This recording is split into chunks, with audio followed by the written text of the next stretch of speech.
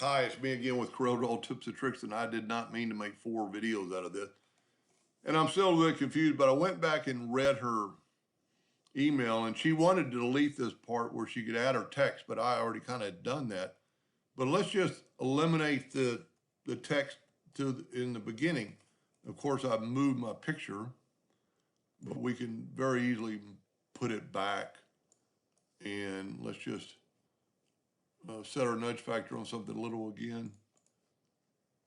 0.01 will do. Zoom in here a little bit.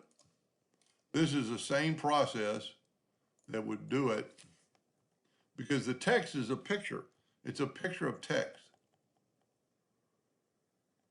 So I'm going to call that good. But now what I'm going to do is I'm going to take a 2-point line like I did in the previous video, and I'm going to actually go a little higher to make sure we get it all. And then I'm going to put my nudge factor on like 6 inches. I'm going to nudge the picture out of the way. And that's what we have. But now what I'm going to do, I'm going to convert this line to a hairline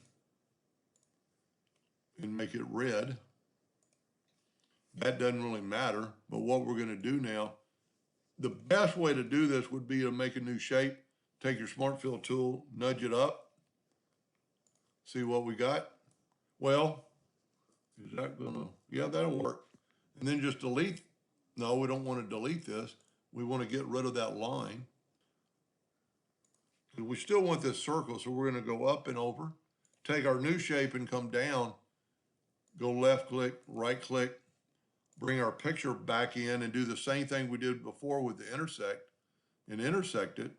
Now we have just a picture like that.